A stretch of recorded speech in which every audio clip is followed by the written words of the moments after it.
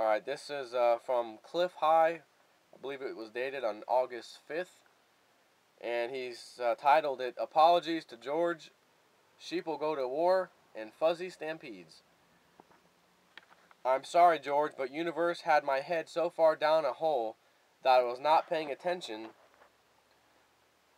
You were saying rightly so that the WikiLeaks release of the Afghan war expose was a hit from the data and that it met the forecast long night of the soul for the Obamamonians, which was the first 12 days of August, by the way.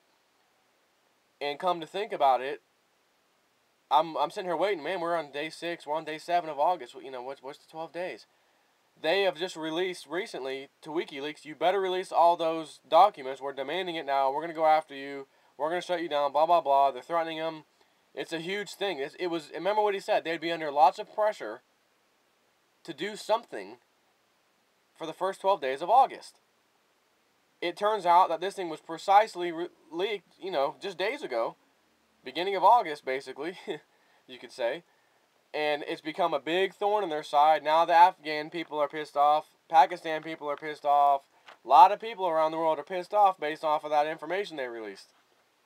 They have also recently threatened to release, supposedly, wars with Iran, information that we already have a war with Iran planned. It's been planned since long ago. He's got data that he's going to release on WikiLeaks. I thought they said on August 10th, or around that date, which is a couple days or so, which would really cause a thorn in the side of the elite and Obama. Imagine if they showed documentation that we plan on going to war with Iran back in 9/11 days, 2001, 2002, after Iraq. It was already planned, and it was already in the works. Could you imagine that? Because people are going to say, wait a minute, we've only recently heard about Iran with their nuclear thing. What the hell is this? You guys already planned to go to war long ago? Huh? Right? That would be a massive problem for Obama, and it's looking like it might be the first 12 days of August here. So anyways, let me continue. So it's going to be, he says, WikiLeaks release of the Afghan war expose was a hit from the data in that it met the forecast first 12 days of August, long night of the soul for Obamamonians, as well as being a hit from the Space Goats Fart entity under the Secrets Revealed metadata layer. And of course, I do recognize that the wars theme was lifted right out of the same populous US of A subset that contained the ranking general dismissed due to bad words, or faux pas. Or FAPO, whatever. Also, this is a very good temporal marker for the Israeli mistake subset, which is also within that same larger set, and for the attack on Iran by the Zionist stooges of the powers that be. So, I do apologize. Due to where my head was, my vision was not focused on our current, very short timeline. The countdown has certainly begun, as you noted today, of the rumors that the American attack plans against Iran may be released by WikiLeaks around August 10th, would make that yet another temporal marker filling more than one set manifest in reality. And yet one more marker on the road to planetary war. So if the same sets that contain the McChrystal removal hit, and many more recent temporal markers continue to manifest, then indeed it is safe to assume that the other, larger emotional markers have a higher degree of probability. If so, then the August 10th release, should it occur, of the American war plans vis-a-vis Iran, would certainly be within the sets of precursors to the pending political economic shocks forecast for August 25th through August 29th. The storm of political and economic upheaval language does also appear to be manifesting now in the rumors of a jubilee, or forgiveness of loans by the ruling monarch, language that is appearing now on the net. And if you're wondering what he's talking about, I read something just the other day about, and it may have been from like Reuters or a normal site basically that would normally be considered mainstream media. And it went along the lines that there was a rumor that the mortgage giants, Freddie and Fannie, through the government, are going to, I guess, wipe out whatever your house is worth. If you took a 25% beating or whatever the market says your house is worth, they're just going to cut it off and make you responsible for that amount. and I read this, I'm like, that's not normally how the powers that be, how the banking system work. But again, if people stop paying their mortgage over and over and over again, they're going to realize we got to do something.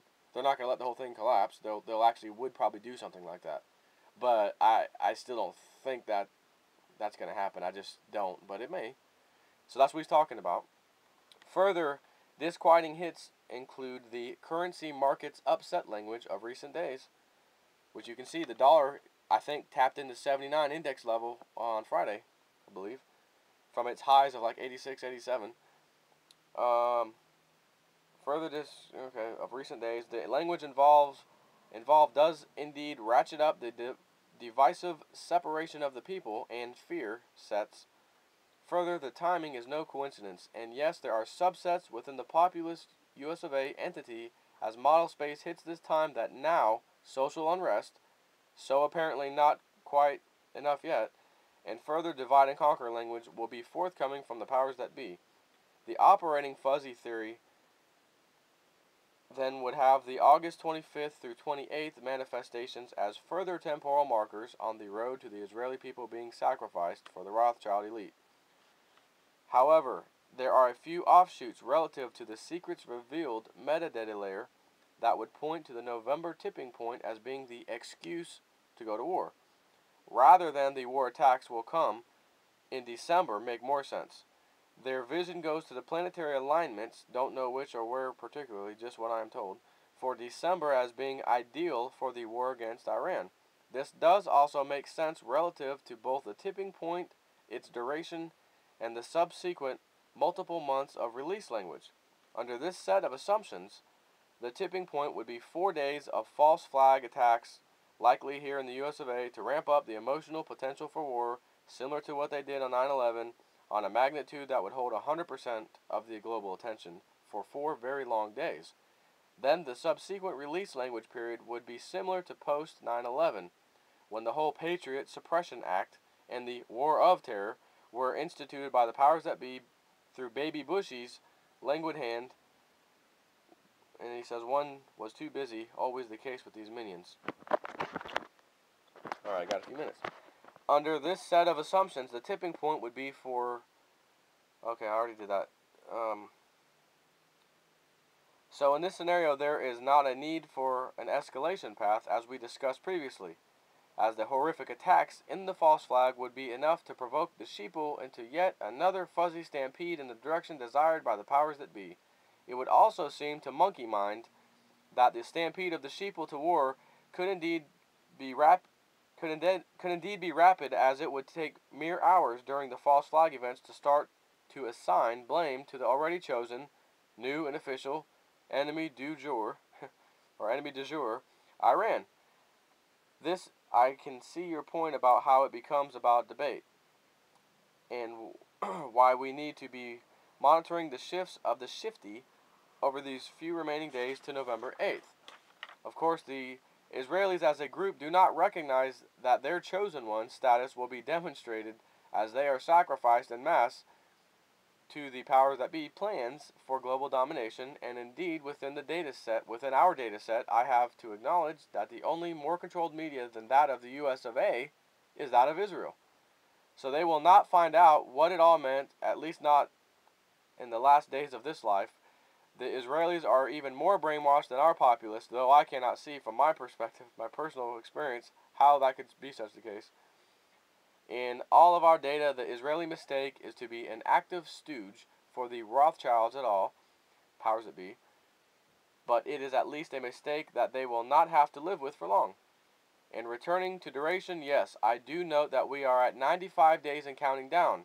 Curious that this period, including the time flow of our personal contacts, so resembles what we experienced in 2001, even down to our discussions of the potential of that tipping point, and only 95 days before it popped off in everyone's face. He's talking about 9/11. Again, sorry I was not paying attention. 95 days and counting. So, something to think about. November's right around the corner.